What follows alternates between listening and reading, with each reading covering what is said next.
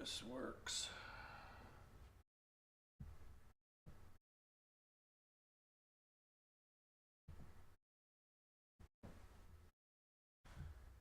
Okay. How come this isn't done?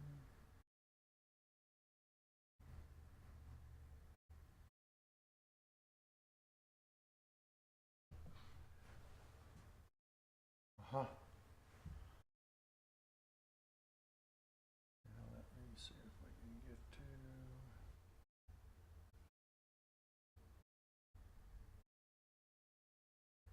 section 63. Find where we were. Isn't technology a wonderful thing?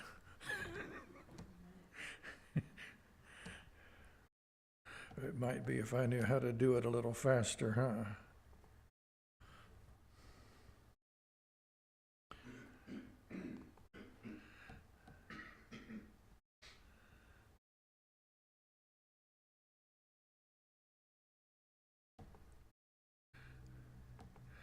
While I'm trying to find my place here,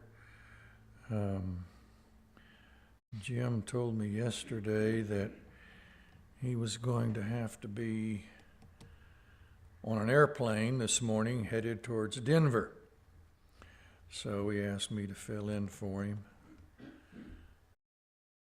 And I marked where I was supposed to start. There it is. 63-9D.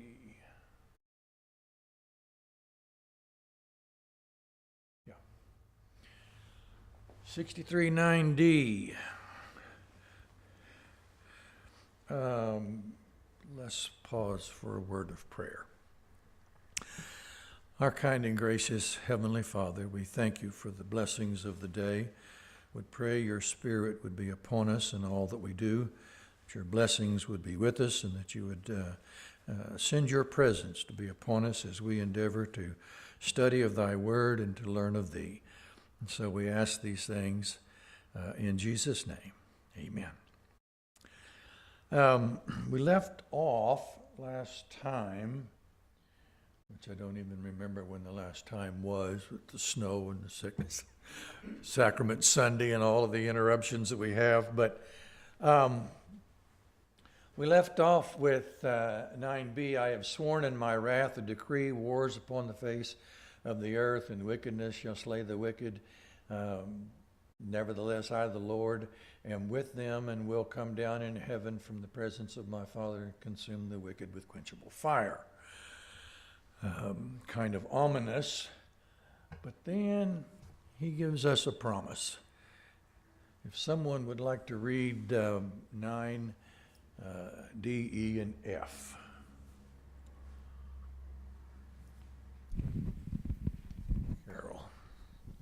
And behold, this is not yet, but by and by. Wherefore, seeing that I, the Lord, have decreed all these things upon the face of the earth, I willeth that my saints should be assembled upon the land of Zion, and that every man should take righteousness in his hands, and faithfulness upon his loins, and lift a warning voice unto the inhabitants of the earth, and declare both by word and by flight that desolation shall come upon the wicked.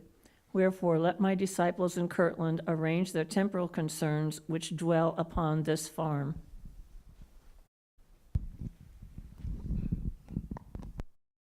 Comments?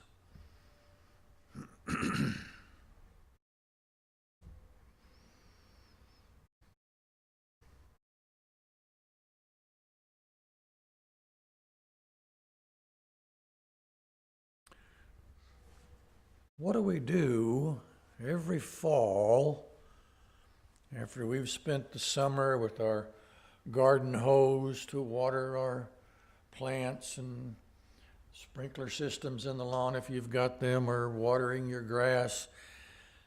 And you know good and well, sometime in October, it's going to freeze pretty soon, isn't it? And what do we do?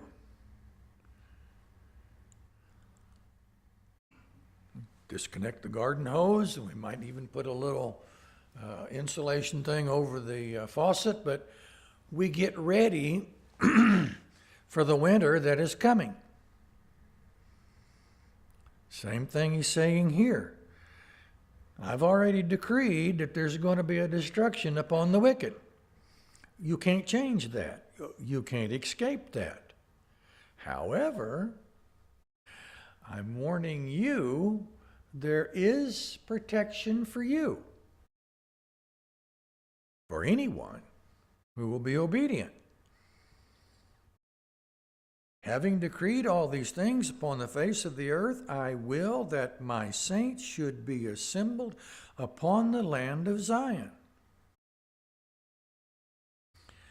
That's where the saints are supposed to gather. The Lord will pass judgment upon the wicked. And just like God told Lot's wife, Lot and his family, to get out of Sodom and Gomorrah and don't look back, what happens when you don't obey?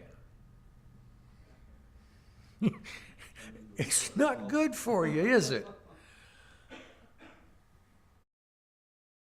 So he's telling the saints to get to the land of Zion because that's going to be a place of safety. Now, it's not just moving to a different place. There's lots of beautiful places to move to. I kind of liked it in Hawaii.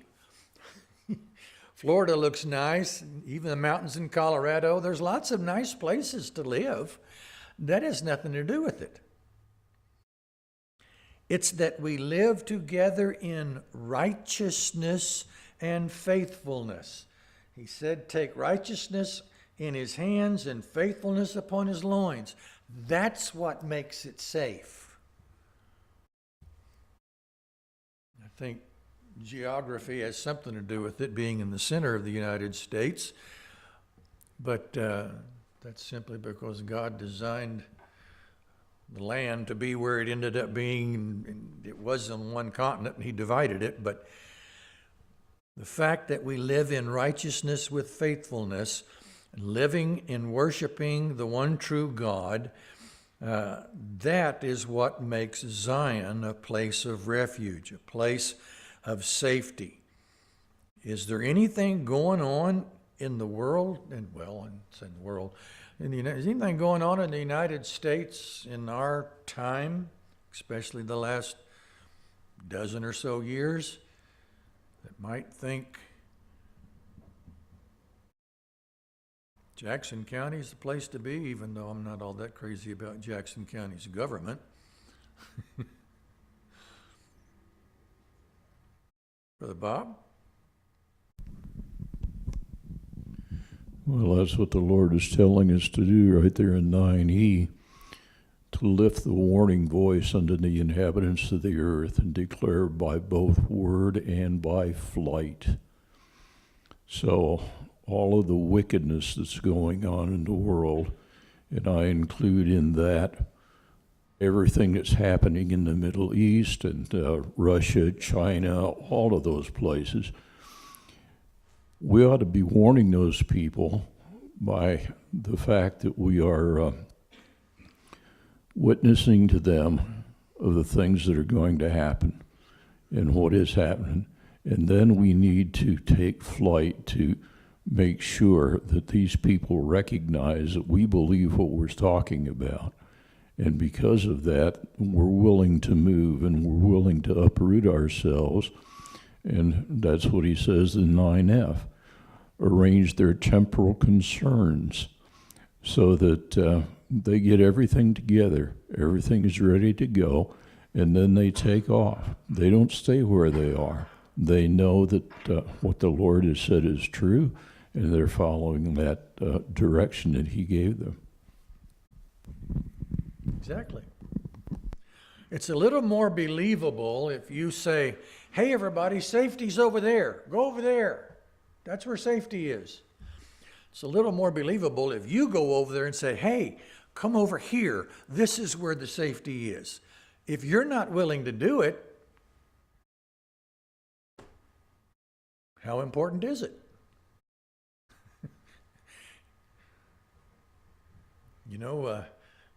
We see a lot of times, we've heard stories of the preachers that go into places that are not necessarily righteous and try to preach righteousness to them.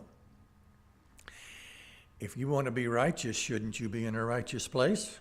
Shouldn't you set an example? Granted, you have to go to people. That was one of the complaints that the Pharisees gave to Jesus.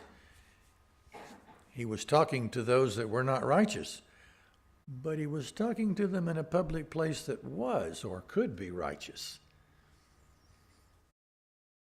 He didn't go into the bars, but he did go into the streets, people's houses. And so, the things that are going on in our society really ought to scare us. I won't go into a list of the things I don't think are righteous. I think you know what those are. But it's not enough for us to simply tell people to be obedient to the commandments of God. We have to set an example. So we have to show it by word and by flight. We're willing to actually do what we say should be done. Any other comments?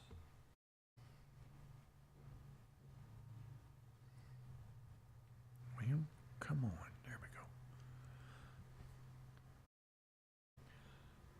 go. 10A and B.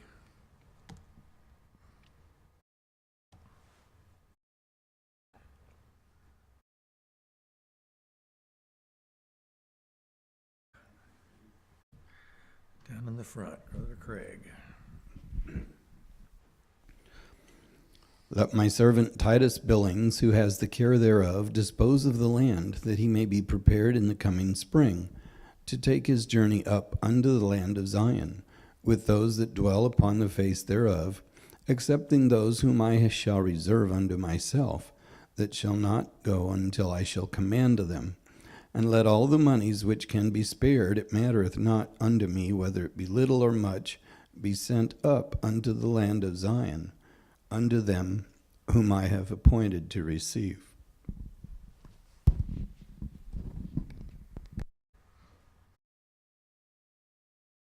Comments?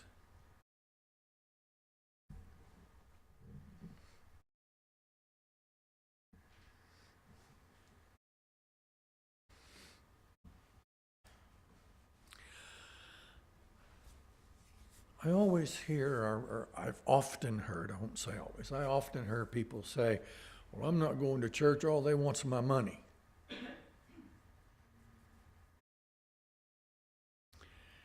I find it fascinating that he said, let all the monies which can be spared, it mattereth not to me whether it be little or much. Why wouldn't it make it, why wouldn't he say you need 10,000, send 10,000, or you need 1,000, send 1,000? Why would it not make him any difference? Surely he knows how much money it's going to take.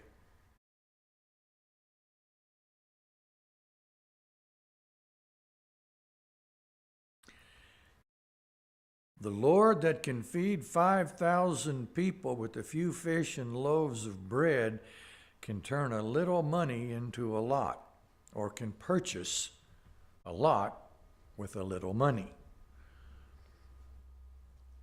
He demands, the amount of money is not important. He demands us to give all we can give. You give from the heart.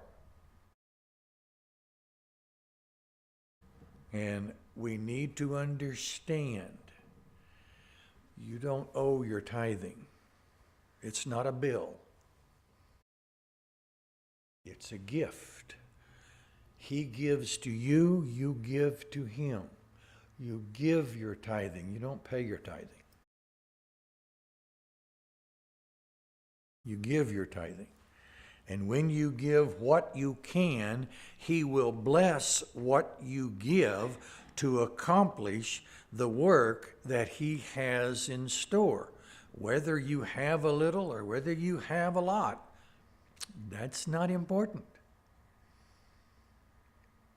It's you give what you can give. You don't put yourself in poverty, throw yourself on the mercy of the church to take care of you because you gave it all to the church. But you give what you can give. He simply wants a people that are able to give all they can give to magnify their calling to be His children, His servants. And necessarily the dollar amount doesn't make a whole lot of difference.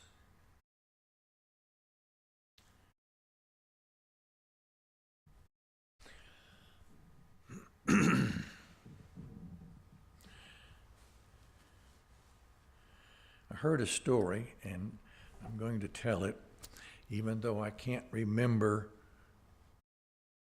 the evangelist's name, but there was an evangelist. This is back in the early 1900s through the Depression that had a group of people, and if memory serves, it was somewhere in Chicago, but in that area.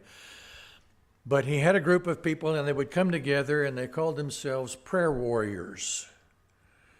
And they would pray for this person who was sick, or this person who was down and out, or that family that was in need, and they would simply come together and they would pray for a given situation that they were made aware of, and because of it, the people that they prayed for received blessings. There was a large building that came for sale. And of course, this is during the Depression. Nobody had any money. I don't remember the dollar amount that it was actually going to sell for, but it was a large building, and it was in a large city, I think Chicago.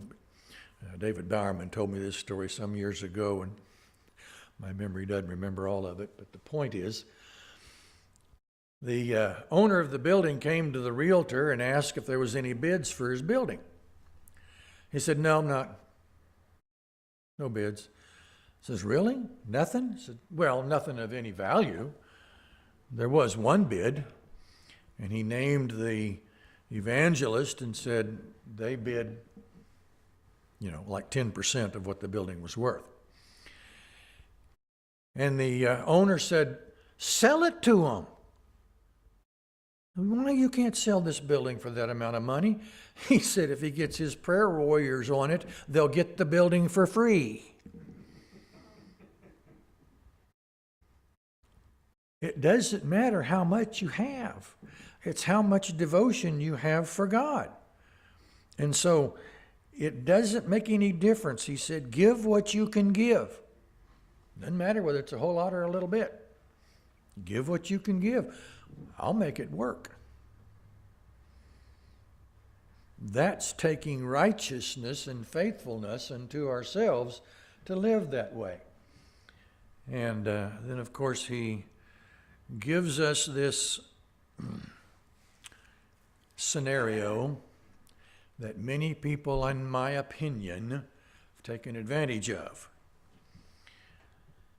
Those that are appointed to go shall go, and those that are appointed to stay shall stay. Yeah. Let's look at what he really says when he says this. Let's read 11 and then 12a and b.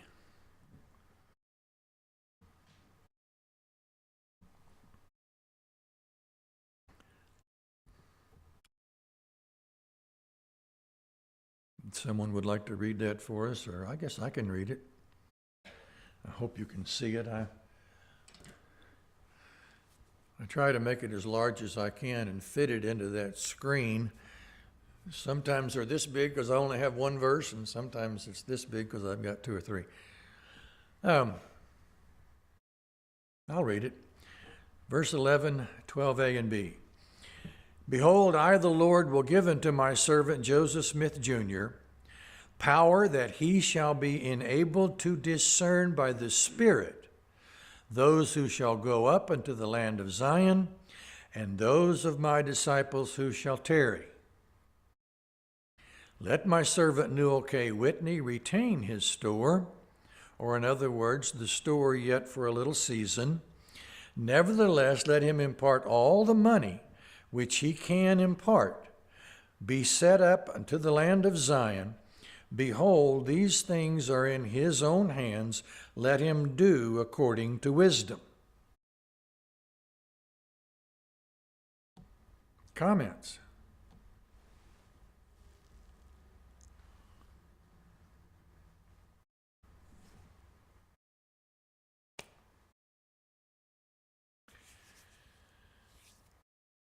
The Lord never told you to make up your own mind, did he? You don't want to go to Zion? Okay, you stay in wherever, Timbuktu.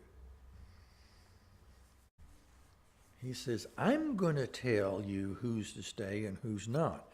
And I'm going to tell Joseph Smith, I'm going to give him the power to discern who's supposed to stay and who's supposed to go.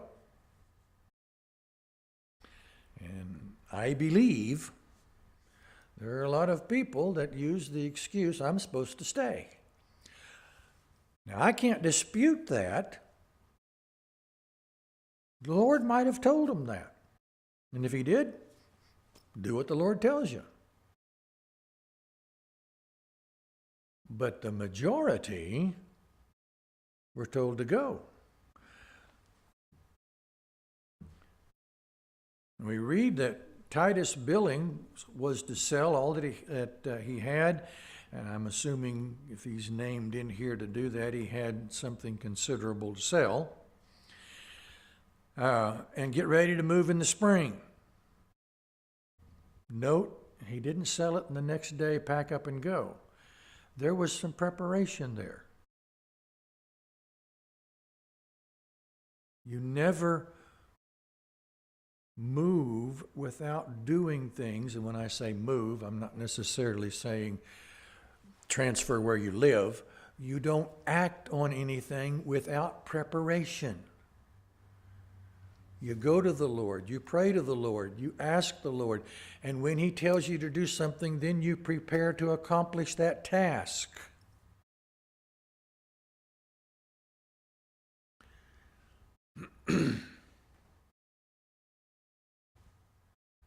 I've seen in the scripture, in the history of the church, times when men are called to the bishopric because they're a certified public accountant. Don't you think that person has prepared to accomplish that calling?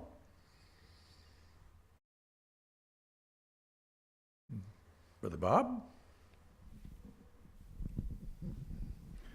Well, 12b gives us the key to the whole thing, according to, or let him do according to his wisdom, or to wisdom. He's talking about Newell K. Whitney. Mm-hmm.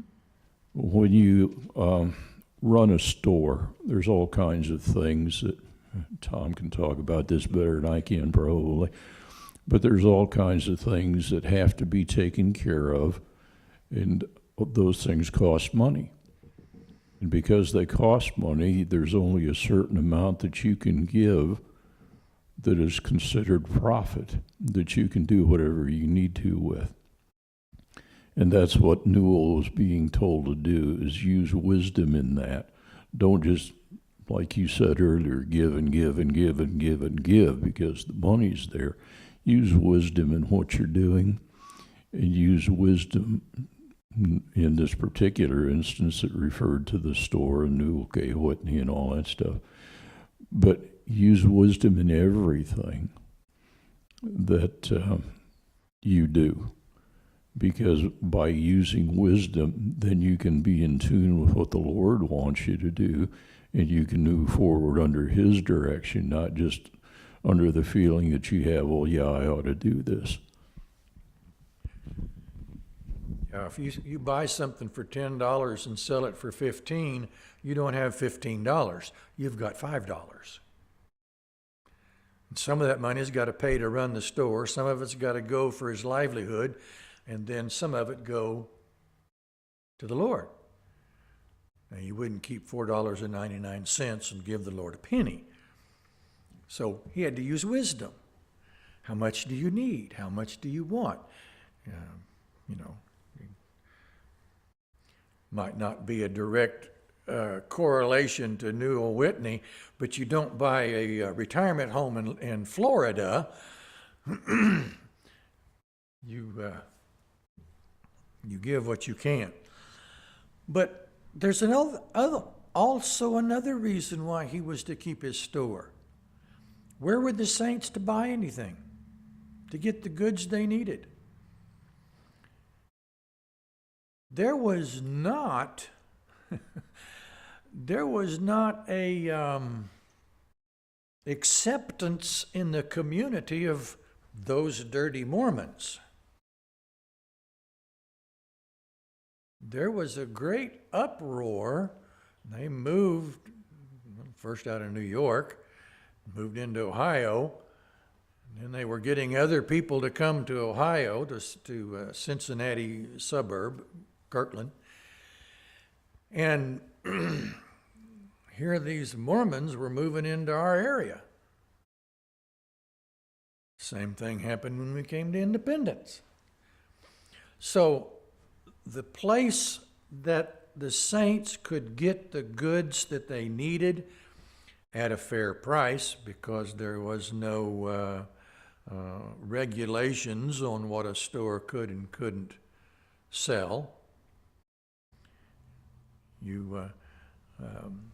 I can remember we took a trip up to Alaska and got on the railroad and took a trip, and they were telling us all about the miners and showing us the trails that the miners had packed their mules in, and telling of how many people came there with the idea they were going to go in and buy something, shovels and what they needed, and go out and mine gold and get rich.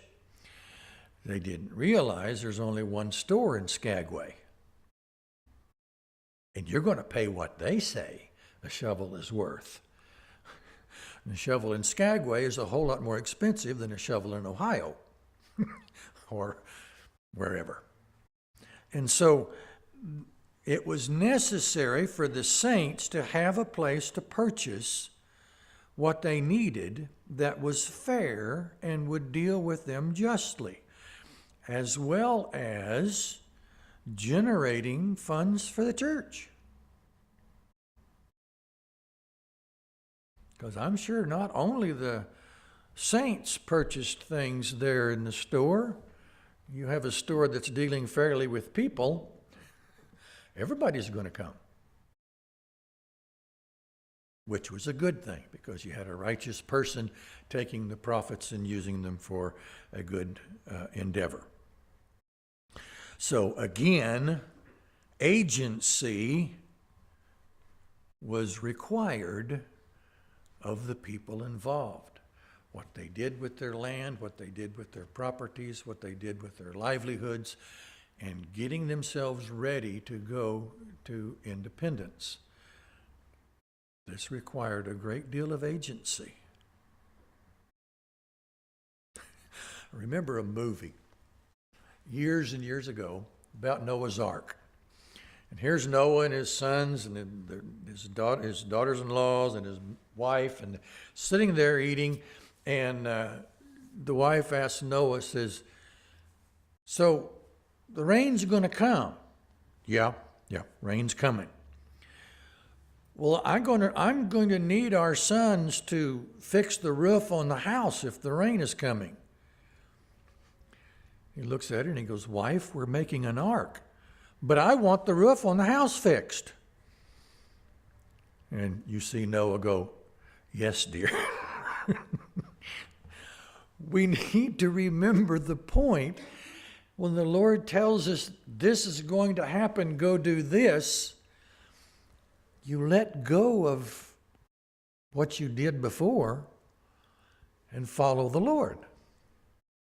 I imagine these people are the same as people today. I don't know how many times I've heard people say, "Well, I don't want to move. My job's here." We've got jobs in Independence, don't we? Sometimes it's not the same thing. Sometimes we leave jobs that we like and come here and do something different. But the point is here is that the Lord is telling them to get prepared to do what He's told them to do because there's something coming. Is He telling us anything different today? I hope that's what we take away from this. Is that the Lord is telling us to get prepared for what's coming and do the things that He tells us to do. Any other comments? Someone would read 12C and B. You guys are going to get tired of hearing me talk all day. If you checked your bulletins, I'm preaching today too, so you don't want to just listen to me. We like your voice. Oh, come on. Carol, would you please? Verily I say, let him be ordained as an agent unto the disciples that shall tarry, and let him be ordained unto this power, and now speedily visit the churches, expounding these things unto them with my servant Oliver Cowdery. Behold, this is my will, obtaining monies even as I have directed. Any comments? There's a whole lot of stuff there. If you think on it for a minute.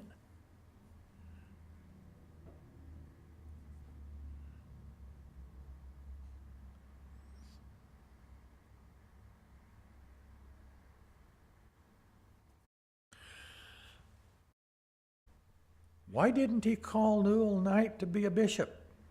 He's sending him around to collect money.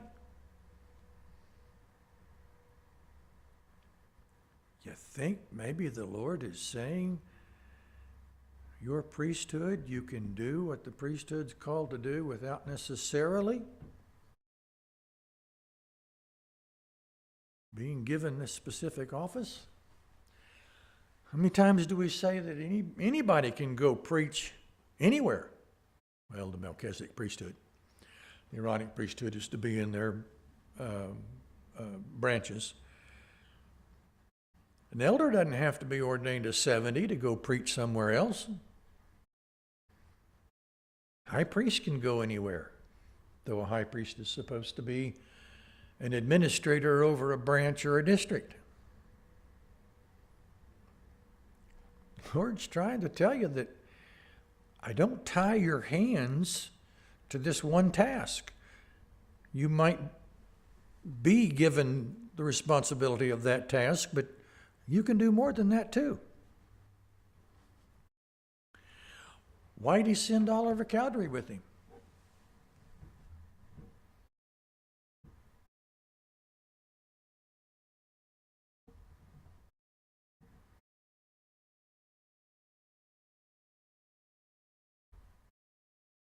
What was Oliver Cowdery's position in the church?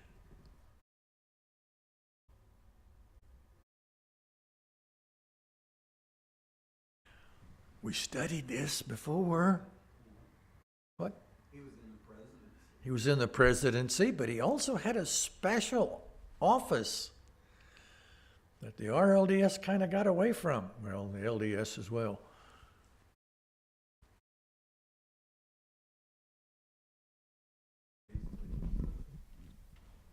Oh gosh, what was it called? Anyway, I mean, he was number two, the kind of the additional prophet, whatever. He was an assistant prophet to the prophet. Yeah. Oliver Cowdery received the Urim and Thummim. Who gets to look through the Urim and Thummim? Not you and me. A prophet. Joseph Smith and Oliver Cowdery both used the Urim and Thummim. Oliver Cowdery was assistant prophet.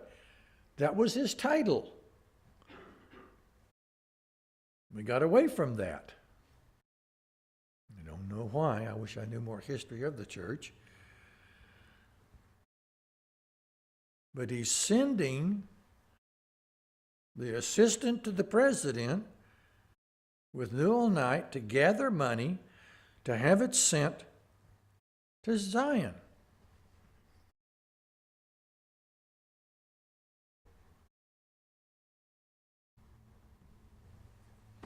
Important to know all of the ins and outs that's going on. Thank you.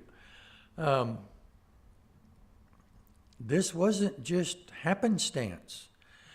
And he wasn't simply saying, you know, we're going to have, you've seen they put the chart up here with the thermometer. We're going to have a fundraiser and we've got this much, and then we color in this much and we receive some more and so forth. This was something that was of necessity and was extremely important for the church. Brother Bob. Well, there's another side to this also. The priesthood is to go out 2 by 2 True. and bring ministry to people.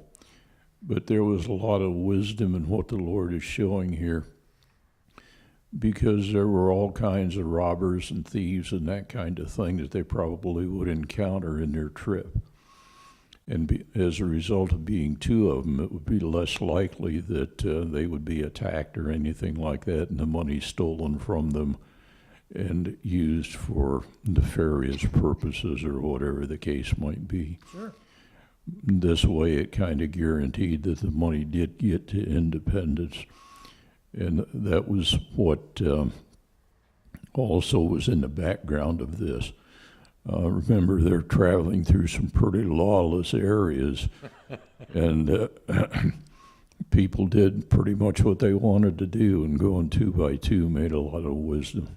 Sure. You could study the history of the United States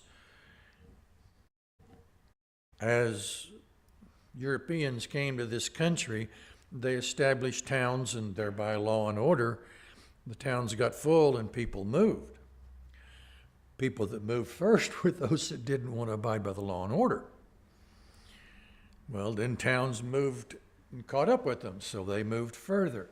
And this was what was going on. The land was being settled by the Europeans. I think we did not do the Indians, native people, well, we didn't. It's not just I don't think, we didn't. And it was terrible. We should have incorporated them or included them. But that's another lesson. I'm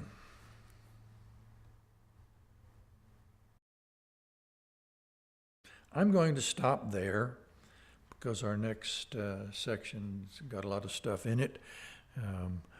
We hope Jim will take that one next week. He brings a lot more in history than I do. He knows more than I about the history of the church. Are there any comments?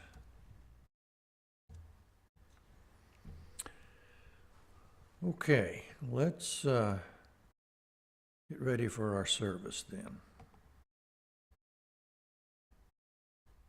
Thank you very much for your attention.